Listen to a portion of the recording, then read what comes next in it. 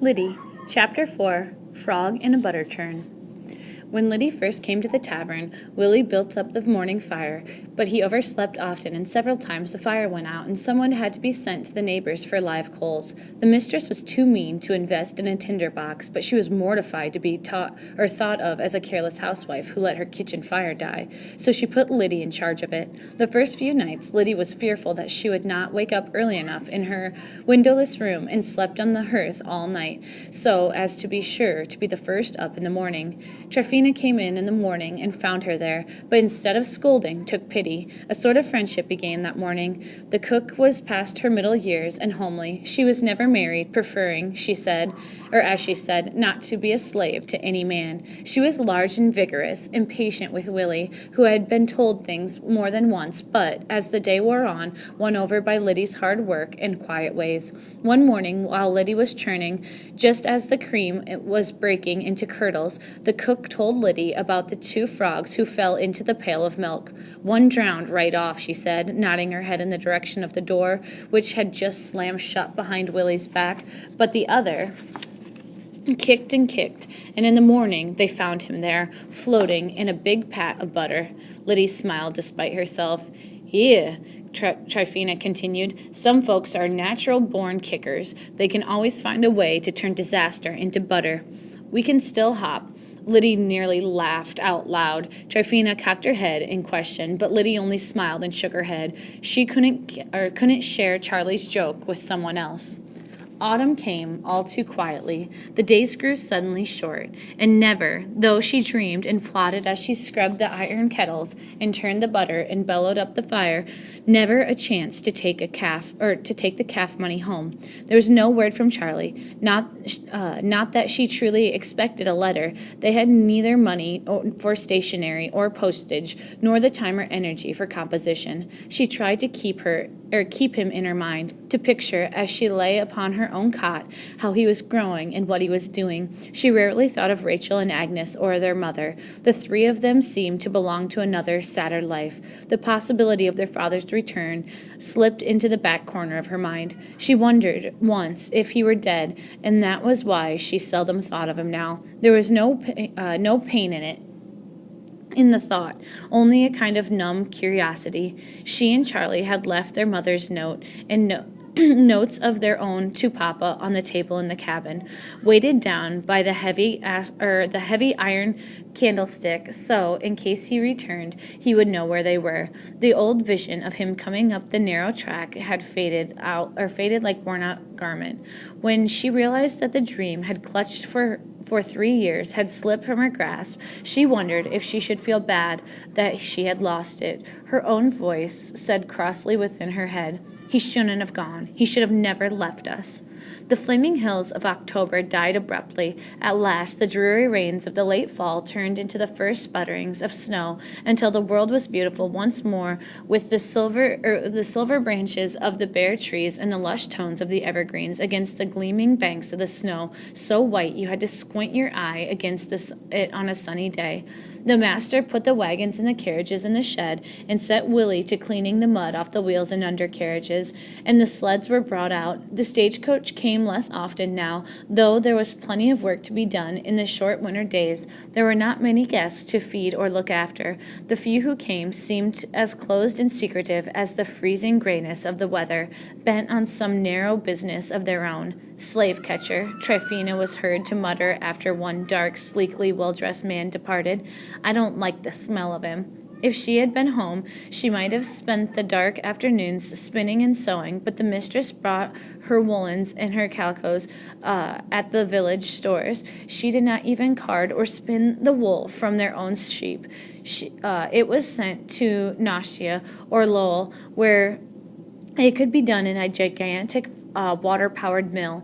All the wealth that had once been in Vermont seemed to be trickling south or west. In fact, the master was heard to say that coming spring that the sheep would be sold because the western railroads were bringing such cheap wool to the Lowell factories that in New England a sheep farmer could no longer compete.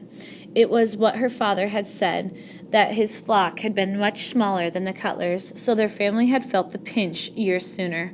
One late morning, as she was peeling and cutting potatoes for a boiled noon meal, she felt a presence behind her shoulder.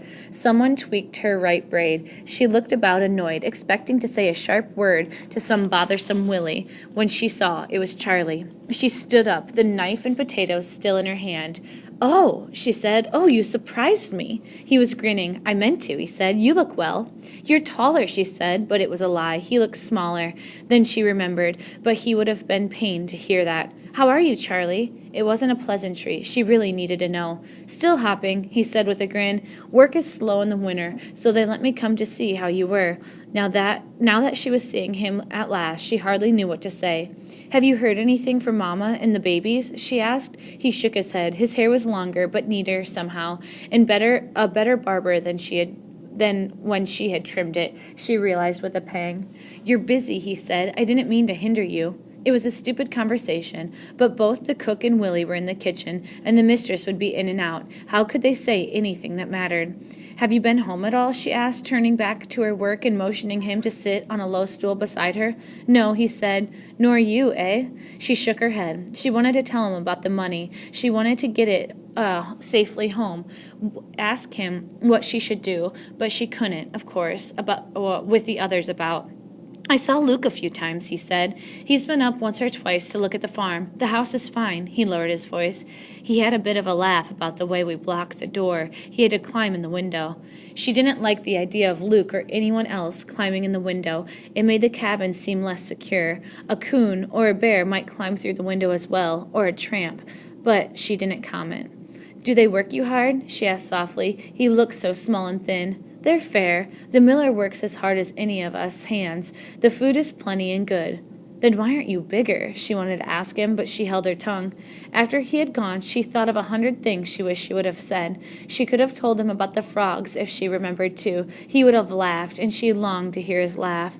She was much lonelier after he went. His presence for an hour had rubbed off some of her protection, leaving her feel raw and exposed. He had left about noon, carrying some bread and cheese Tryphena had pressed on him for his journey. He was wearing snowshoes that looked nearly as long as they were tall. Suppose it began to snow before he got back safely. Suppose he got lost. She tried to shake off her anxieties. Would someone let her know if there was something to happen to him? It would be days before they would let her mother know first, and then she might or might not write to Liddy. It was too hard being separated like this. It was not right. "The weather will hold, eh?" Tryphena said, reading her mind. Liddy sighed deeply. "You're worse than a little mother," the woman chided, but her eyes were softer than usual. The weather did hold for 3 days, and then the blizzard of a winter came. The stock was watered and fed, and the cows were milked, and there was a little that Otis and the 2 hired men could do outdoors, so the kitchen was crowded with men, seeking the warmth of the great fire as they made spills for the March sugaring, whittling 4-inch segments of sumac, which they hollowed out with red-hot pokers. She thought of how Charlie and she had made spills last winter for tapping their own maples. They had their own efforts were so childish compared to the practiced skill of these hired men. She could hardly move in the kitchen, large as it was, without tripping over the gnarly legs of a man or giving one of them bar her path to the fireplace with a poker. Tryphena grumbled continuously under her breath and rejoiced audibly when they left to tend for the livestock. But Liddy didn't mind so much. Their bodies were in the way of everything she had to do, but as they worked, they talked, and the talk was a welcome window into the world beyond the tavern. They caught another slave up by Ferrisburgh. The legislator can say all they want about not giving up runaways, but as long as them rewards are high, somebody's going to report them. Well, you gotta decide. Enoch spat at the fire. His spit sizzled like fat on a hot griddle. Who's in charge? Down in Washington, slavery is the law of the land. Man buys a horse, fair and legal. He's sure as hell going after it. If it bolts, you pay for something, it's yours. If the law says a man can own slaves, he's got a right to go after them if they bolt. Ain't no difference as I can see. And if I happen to return somebody's property, seems to me I should deserve a reward. Otis paused to pull the poker from the flames and thrust it smoking through the center of the sumac spill he held. None of them high and mighty folks in Montpelier offered to pay me $100 not to report a runaway. Now have they? Well, this weather, they likely to be froze, for they find them. You reckon the reward holds froze or unthawed? Why you suppose anyone try to run in the winter? Don't they know how easy it is to track a critter in the snow? Way I figure, it's not snowing down there where they come from, eh? They don't know what it's like up this way. They just see a chance to run, and they run. They don't give it a good thought. I'd give it a good thought, Liddy said to herself. I'd get it all figured out close and choose my time right. If I was running, I'd pick me an early summertime night with a lot of moon. I'd just travel by night and sleep in the day. Can you believe these fools? Tryphena was saying in her ear. They don't know what it's like to be trapped. Liddy had never seen a black person. She tried to imagine how one might look and act. In a way, she'd like to see one, but what would she do? What would she say? And supposing it was figurative, what then? $100? Would they really give you $100 for turning a runaway slave? Surely that much money she could pay off her father's debts and go back home. March came. The sap began to rise off the sugar bush, and the Cutlers was in a frenzy of activity. Willie went with the hired men to help in the gathering and boiling of the sap.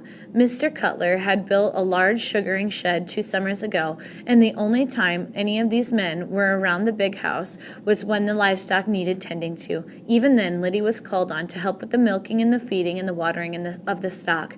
Added to the other chores was the task of clarifying the syrup brought up to the house. They had never bothered much with clarifying at the farm as there had hardly been enough syrup or sugar for the family, but the mistress was very particular and stood over Liddy directing her. It was hot and exhausting work, beating milk and ash lye with the syrup and boiling the mixture until the impurities rose off the top in a scum and could be skimmed off. But the mistress, who only watched and commanded, declared the light, clear syrup worth the effort. Some of the clarified syrup was boiled until it turned into sugar and was molded into fancy shapes. Liddy's favorite among the lead molds was a head of George Washington, though sometimes the nose stuck and it was ruined. It was because of the molded sugar that Liddy's dream of taking the calf money home came true, though she couldn't have known how that dream was going to come out.